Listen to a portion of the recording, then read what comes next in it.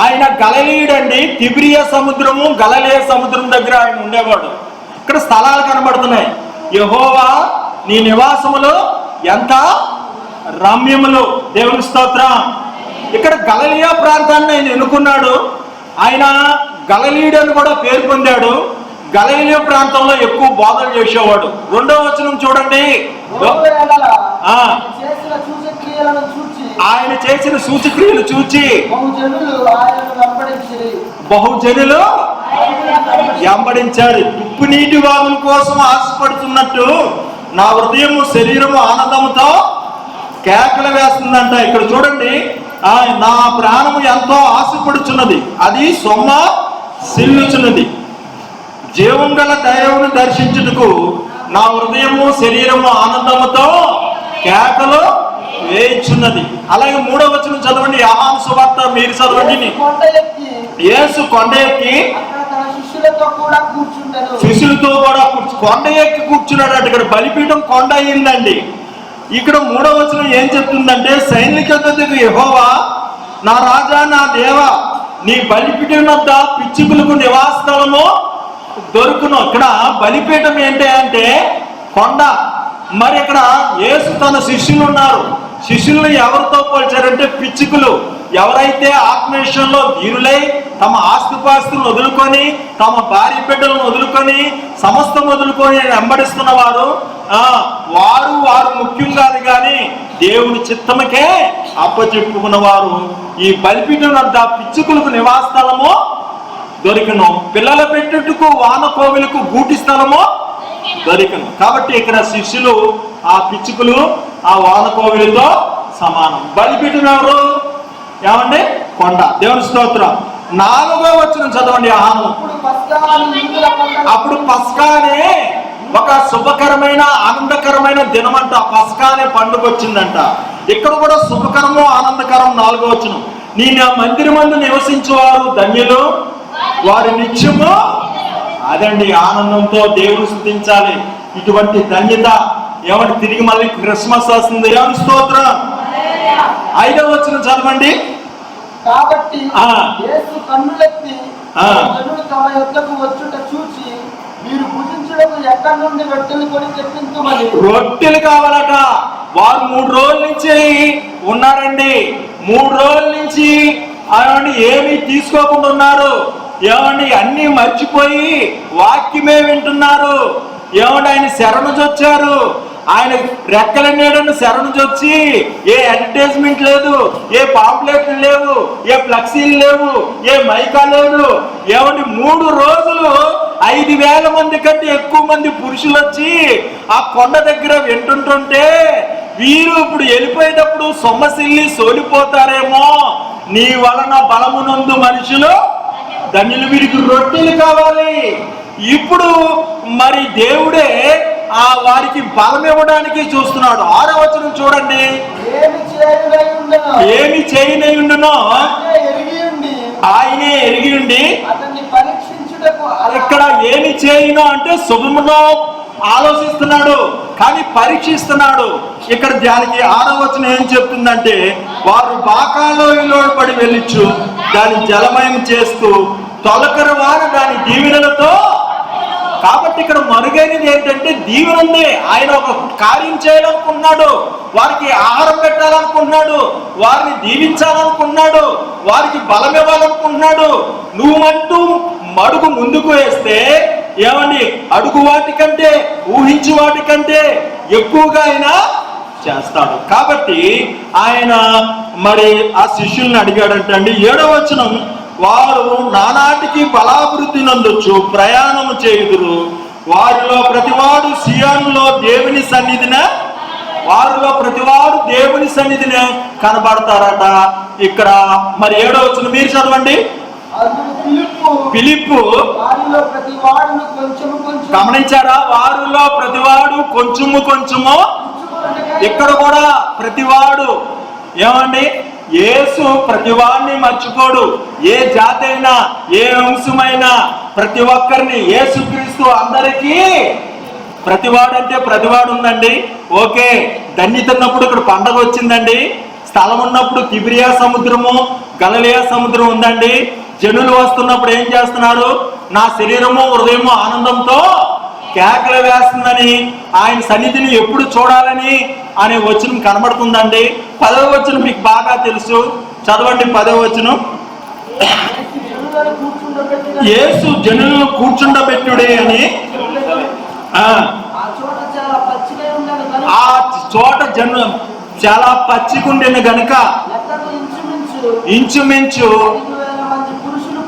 5,000 మంది పురుషులు కూర్చున్నారంట అండి. ఇక్కడ సంఖ్య ఉంది, 5,000 మంది పురుషులు కూర్చున్నారంట, పచ్చిక బయలులో కూర్చున్నారంట. ఇక్కడ 10వ వచనం ఏం చెప్తుందంటే, నీ ఆవరణలో ఒక దినము గడుపుట 1000 దినముల కంటే శ్రేష్టం. ఆయన సన్నిధిలో 3 రోజులు ఉన్నారు వాళ్ళు. అక్కడ పచ్చిక చెప్తున్నాడు, ఏమని 1000 దినముల కంటే, ఒక దినము 1000 దినముల కంటే శ్రేష్టం. ఇక్కడ 1000 అని చెప్తుంటే అక్కడ 5,000 మంది పురుషులు అని 10వ వచనంలో చెప్పాడు. ఇక్కడ ప్రతివాడు కూడా 7వ వచనం చెప్పినప్పుడు అక్కడ కూడా చెప్తాడు. 9వ వచనంలో చూస్తే, యాకోబు దేవా లక్ష్యమంటే ఇవి ఒక్కొక్కరికి ఏమాత్రమో అంటున్నాడు. లక్ష్యత అనేది 8వ వచనంలో 9వ వచనంలో ఉంది. సైనికాధిపతికి యెహోవా అన్నప్పుడు ఏంటండి? సైనికాధిపతికి యెహోవా అన్నప్పుడు సైన్యాన్ని చూపెడుతున్నాడు యోహాను సువార్తలో. ఎవరంటే ఆయన శిష్యుల పేర్లు అక్కడ పేతురు, వీరంతా మనకు అక్కడ కనబడుతున్నారండి. దేవుని స్తోత్ర.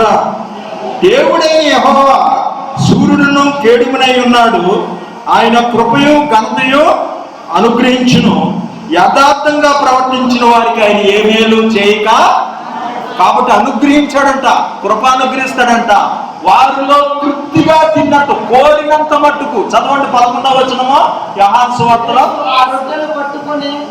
యేసు రొట్టెలు పట్టుకొని కృతజ్ఞతాస్తుతులు చెల్లించి వడ్డించెను.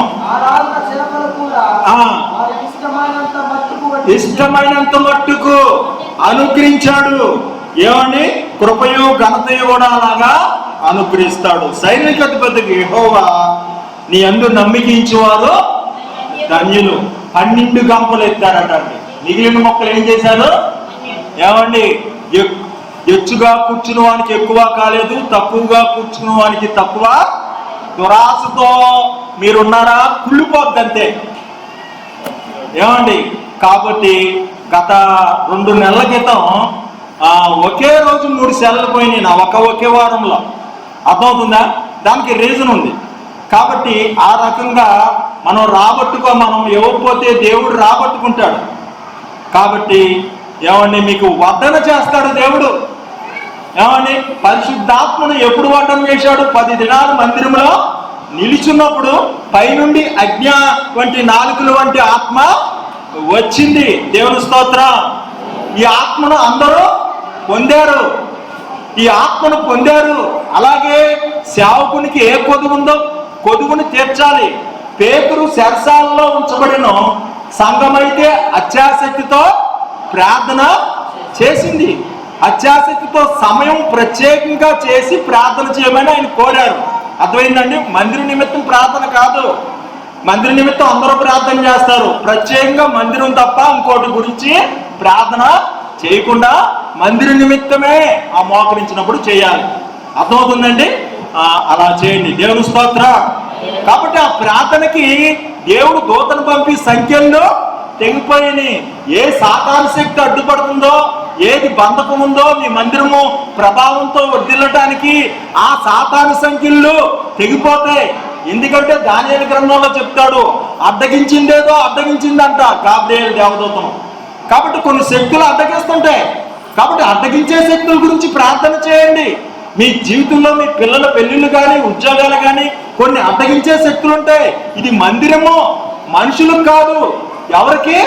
దేవునికే. ఇది మంచి పని, దేవుని పని, గొప్ప పని. కాబట్టి అన్ని విషయాల్లో మరి ఇతరులను కూడా అన్ని జనులకు ఎలా కాపలా ఇచ్చారో కొన్నిలి మరి ఆ చర్మకారుని దగ్గర ఉన్న పేతురుని పిలిచి అందరికీ స్వార్థ ఎలా వినిపించాడో అనేకులకు మరి ఆశీర్వాదకరమైన సమస్త జనులకు మందిరమైన ఈ విషయంలో ముఖ్యంగా మీరు ధర్మం చేస్తే నీ ధర్మ కార్యాలు దేవుని సముఖంలో చేయండి. ప్రార్థన చేసుకుందాం.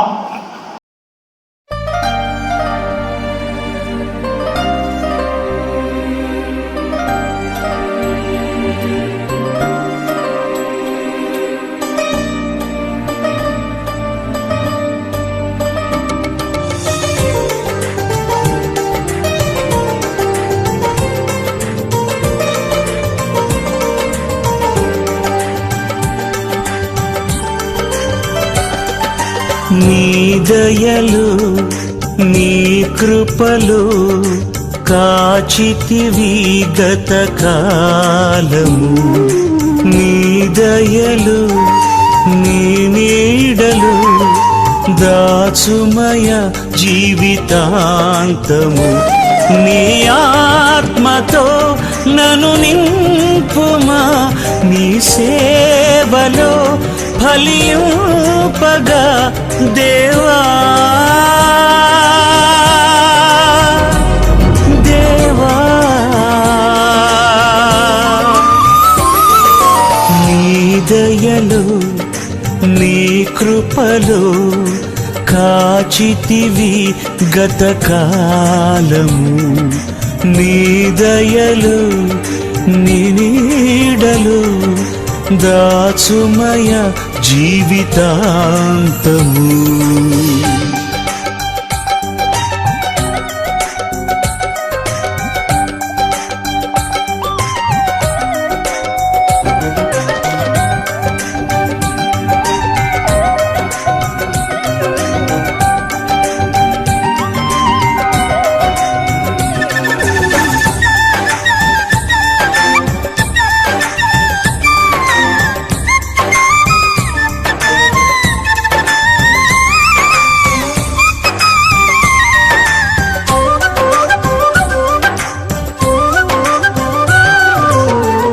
కష్టకాలం దుఃఖ సమయం నన్ను వేధించగా, ప్రాణహితులే నన్ను విడచి వెలిగనను చూడగా. కష్టకాలం దుఃఖ సమయం నన్ను వేధించగా, ప్రాణహితులే నన్ను విడచి వెలిగన్నను చూడగా. ఓదార్పువైనా చెంత నీవే ఉండినావు, నా కన్నీరు నీ కవితలో రాసి ఉంచినావు.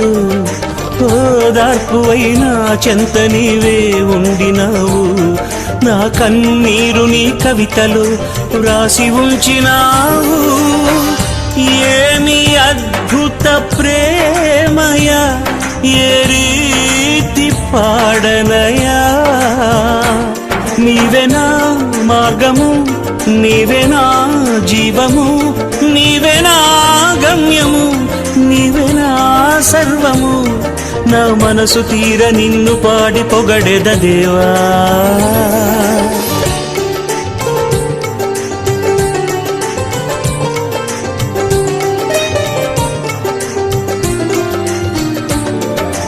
నీ దయలు నీ కృపలు కాచితివి గత కాలము.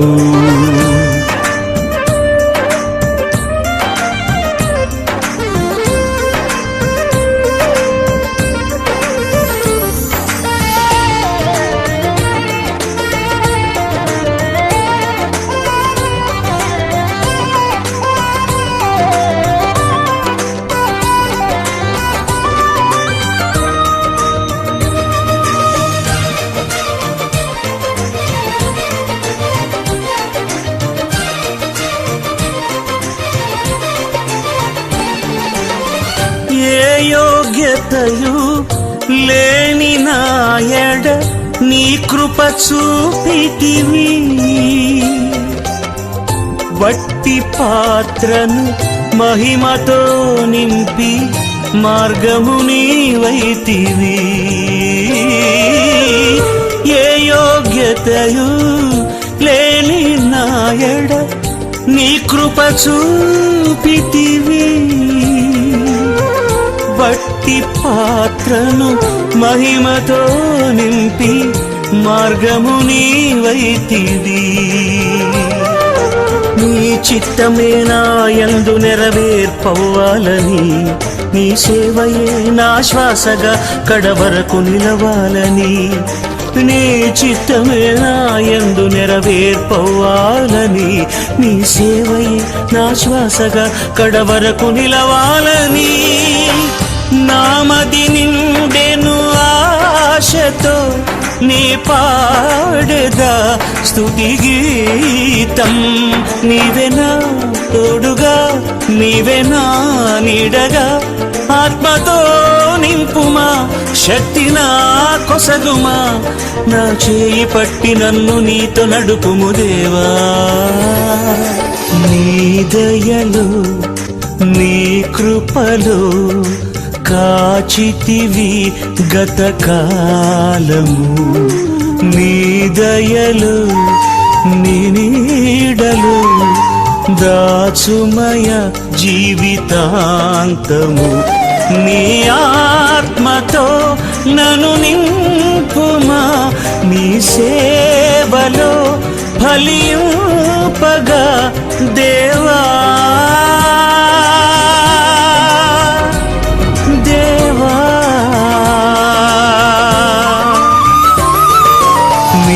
దయలు నీ నీడలు దాచుమయ జీవితాంతము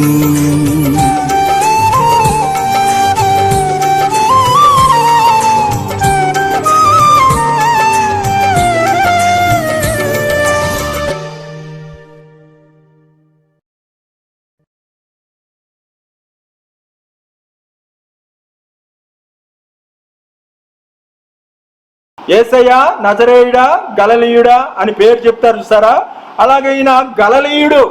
అలాగే 2వ వచనం చూస్తే జీవం గల దేవుని దర్శించుటకు నా హృదయము శరీరము ఆనందముతో కేకలో వేస్తుంది. కాబట్టి ఇక్కడ ఇదిగో పెండ్లి కుమార్తె అలంకరింపబడినట్టుగా పెండ్లి కుమార్తె అలంకరింపబడిన విధంగా మనం సిద్ధపడి ఆయన ఆవరణలోకి రండి అంటున్నాడు ఆయన. ఇక్కడ ఏం చెప్తున్నాడు? పరలోక యెరూషలేము వస్తుందంటే యోహాను సువార్తలో గుంపులు గుంపులుగా ఇన్ను కోసము వచ్చేసారండి. 2వ వచనంలో 3 చోట్ల ఆయన కోసం తహతహ ఉంది. ఇక్కడ పెండ్లి కుమార్తెల మరి ఆ పరలోక యెరూషలేము తహతహలాడుతుంది. ఇక్కడ భక్తులు ఆయన స్వస్థతల కోసం గుంపులు గుంపులుగా వెంబడించారు, వేలాది జనులు వెంబడించారు. నా శరీరము హృదయము ఆనందముతో కేకలు వేస్తుంది. హల్లెలూయా.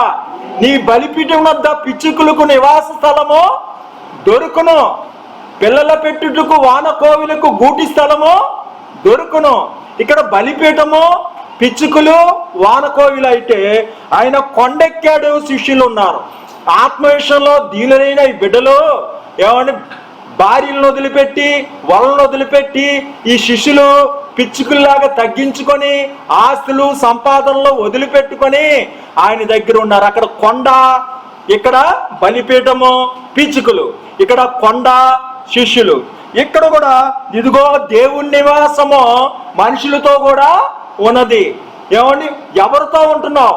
ఇక్కడ వారితో పిచ్చుకులు కూడా ఉంటాయి. బలిపీఠంతో దేవుని నివాసం మనతో కూడా ఉండి దేవుడైన యెహోవా ఏం చేస్తాడు? వారు ఆయన ప్రజలై ఉంటారు, వారితో ఆయన కాపురం ఉంటాడు. హల్లెలూయా. 3 చోట్ల కలిసి ఉండడమే ఉంది. ఇక్కడ నీ మందిరములో నివసించేవారు ధన్యులు 4వ వచనం చెప్తుంటే పస్కా పండుగ వచ్చిందంట. హల్లెలూయా. ఇక్కడ పస్కా పండుగ వచ్చి ఏమైందండి? యూదుల పస్కా పండుగ అంటే ఏమండి సంతోషము, దేవుని మందిరములోను దేవునిలో ఆరాధన చేస్తారు. యూదుల పండుగది.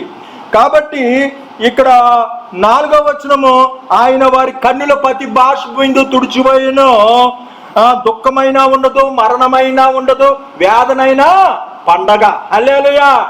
పరలోకంలో నిత్యము పండగ, ఇక్కడ పస్కా పండుగ మందిరంలో ఉండడం మనకు ప్రతి ఆదివారము పండగే. హల్లెలూయా.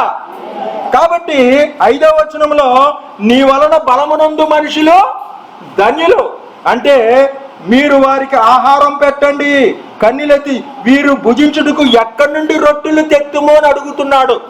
ఎవరండి? ఈ ఫిలిప్పు గారు అడుగుతున్నాడు. బహుజనులు వస్తే వీరు భుజించుటకు ఎక్కడి నుండి రొట్టెలు కొని తెచ్చింతమని ఫిలిప్పుని అడిగాడు యేసయ్య. దేవుని స్తోత్రం. ఏమండి? ఎక్కడి నుండి వస్తుంది? నీ వలన బలమునందు మహిమలు మనుషులు ధన్యులు. దాసుడు కన్నులు యజమాని తట్టు చూసినట్టు, దాసురాలు కన్నులు యజమానురాల తట్టు చూసినట్టు అని చెప్తుండగా ఇక్కడ సింహాసనాసీనుడు ఉన్నాడట. ఇదిగో నేను చేస్తున్నా అంటున్నాడు. హల్లెలూయా. బలము తనదని యెహోవా సెలవిచ్చాడు, అది 2 మారులు నాకు వినబడింది. ఇగో సింహాసనాసీనుడి వైపు మనం చూడాలి. మనకు ధనమున్నా, మన జ్ఞానమున్నా, మనకు మంది ఉన్నా, ఏమున్నా ఆయన సింహాసనం నుండి మనకు బలము, ఆయన కృప వైపు, ఆయన చేతి వైపు చూడాలి.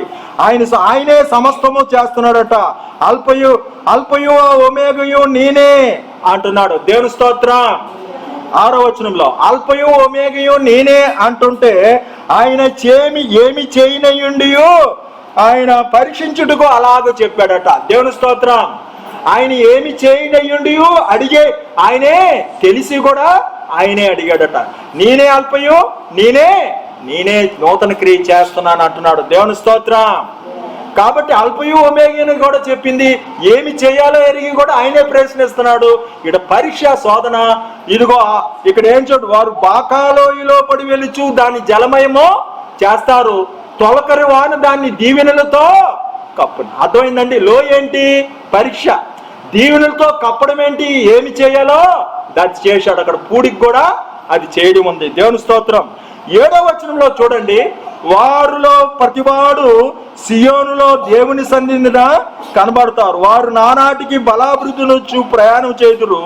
వారిలో ప్రతివాడు సియోనులో దేవుని సన్నిధిన కనబడతారంటే ఇక్కడ 7వ వచనము, వారిలో ప్రతివాడు కొంచెము పుచ్చుకొనుటికైనా, ఏమండి ఇవి చాలదే, వారిలో ప్రతివాడు భోజనం చేయాలి కదా, కొంచెం తీసుకోవడానికి కూడా ఇవి చాలవే ఈ రొట్టెలు అంటున్నాడు ఫిలిప్పు. దేవుని స్తోత్రం.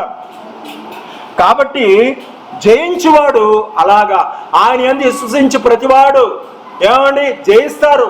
కాబట్టి ప్రతివాడికి నిత్యజీవం ఉంది. ఏ భేదము లేదు. ఏ భాష అయినా, ఏ యూదులేని గ్రీకు దేశస్తులేమి, ప్రతివాడు రక్షణ పొందడము దేవుని చిత్తమైంది. కాబట్టి ప్రతి జాతి, ప్రతి ఒక్కరూ యేసుక్రీస్తు అందరికీ ప్రభు. దేవుని స్తోత్రం. 8వ వచనంలో ఏం చెప్తున్నాడు? 9వ వచనం చూడండి. ఏం చూడండి, యాకోబు దేవా దృష్టించుము, నీ అభిషేకించు వాని ముఖము లక్షింపుము అంటే లక్షింపుమంటే ఇవి ఎంత మాత్రమో, ఇంతమంది తినటానికి, 5,000 మంది తినటానికి ఎంత మాత్రమో అని అంటున్నారు. దేవుని స్తోత్రం. ఇక్కడ 9వ వచనము, ఇగో నీ ముఖము, నువ్వు అభిషేకించిన వాని ముఖము అని చెప్తే గొర్రె పిల్లను పెండ్లి కుమార్తెను చూపిస్తాను అంటున్నాడు. ఇక్కడ ఏమంటున్నాడండి? పెండ్లి కుమార్తెను దర్శనాలే ఇక్కడ చూపించడం, అక్కడ చూపించడం, ఏ మాత్రమో ఎలాగున్నాయో పరిశీలన 9వ వచనాల్లో ఉంది. దేవుని స్తోత్రం. 8వ వచనంలో పాలండి, ఇలాగ పాపము చేసేవారందరూ మాంత్రికులు, ఆబిద్ధికులు, ఏమంటే ధనాపేక్ష గలవారు, విగ్రహారాధికులు, వ్యభిచారులు, పిరికివారు, అసహ్యులు, వీరందరూ అగ్నిగంధకంలో పాలు పొందుతారంటే ఇక్కడ సైనికాధిపతి యెహోవా అని చెప్తున్నాడు. కాబట్టి ఆయన బలవంతుడు, ఆయనలో పాలు పొందేయటానికి మనము సైన్యముగా ఉన్నాం. ఇక్కడ కేవలము పేర్లు మాత్రమే చెప్పాడు. 8వ వచనం కాలుతో చూసుకోండి. యోహాను సువార్త 6వ అధ్యాయంలో ఏమీ లేదు. ఆయన శిష్యుల్లో ఒకడు సీమోను, పేతురు సహోదరుడైన అంద్రేయ. మరి ఒక విషయం లేదు. చేశారు, ఉన్నారు, కూర్చున్నారు, వెళ్ళారు, ఏడ్చారు అనేది ఏమీ లేదు. తిన్నారు అనేది కూడా లేదు. పేర్లు మాత్రమే ఇచ్చాడు. అంటే ఏంటి? పాలు పొందినవారు. ఎవరితో? ఈ దేవుని అద్భుతంలో పాలు పొందిన వారు. అంద్రేయ, పేతురు, ఈ ఫిలిప్పు కూడా ఆ సైనికాధిపతి యెహోవా యొక్క మరి దేవుడు శరీరరీతిగా వచ్చినప్పుడు వీరే వారి సైన్యము. దేవుని స్తోత్రం. 10వ వచనం చూస్తే ఏముందండి? నీ ఆవరణలో ఒక దినము గడుపుట 1000 దినముల కంటే శ్రేష్టము. ఇక్కడ 1000 దినాలు అన్నాడు కదండి. ఇక్కడ మరి ఇక్కడ ఏమన్నాడు, వారందరూ కలిసి 5000 మంది పురుషులు పచ్చిగల చోట్ల కూర్చున్నారట. హల్లెలూయా.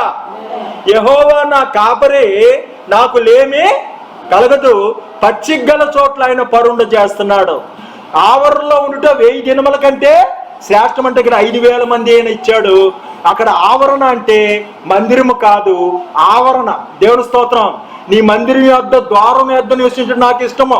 భక్తిహీనులు గుడారంలో ఏసీల్లో పెట్టే కంటే నన్ను మందిరంలోకి రాపోయినా ఆ బయట ఉండయ్యా అంటే ఆవరణ బెటర్ అట. హల్లెలూయా.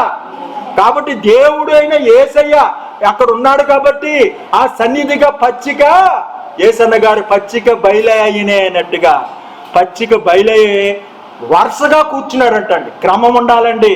ఏమండి, ఏదైనా మన జీవితంలో అద్భుతం జరగాలంటే ఆడు చేసావు కదా మాకెందుకు చేయవయ్యా, ఇప్పుడు చేస్తాడు. లేదు 3 రోజులు ఉపవాసం ఉంటారా, అందుబాటులో ఉండదా ఆహారం, ఇప్పుడు చేస్తాడు. హల్లెలూయా. క్రమంగా కూర్చోవాలి, పంక్తులు తీరి కూర్చోవాలి. అర్థమైందండి. మొదట నీతి నీ రాజ్యాన్ని ఎదకాలి. మీకు అవకాశం లేకపోతే ఆయన చేస్తాడు. మీ దగ్గర ఉన్నది ఏదో మాత్రం అది ఉపయోగించాలి. వాళ్ళ దగ్గర ఉన్నది ఉపయోగించారా? గాలిలోంచి ఇచ్చాడండి రొట్లు. ఏమండి, గాలిలోంచి ఇచ్చాడా? వాళ్ళ దగ్గర ఉన్నది ఉపయోగించాడా? హల్లెలూయా. కాబట్టి మీ దగ్గర ఉన్నది ఉపయోగించాలి. బియ్యం ఉండి దేవుడా పెట్టు మాకు ఆహారం ఎలాగ ఇప్పుడు అంటావా? బియ్యం ఉంటే ఏం చేయాలి? నిప్పులు రాజేసి కొద్ది కష్టపడి ఏం చేయాలా? వండుకోవాలి. అవునా కదా?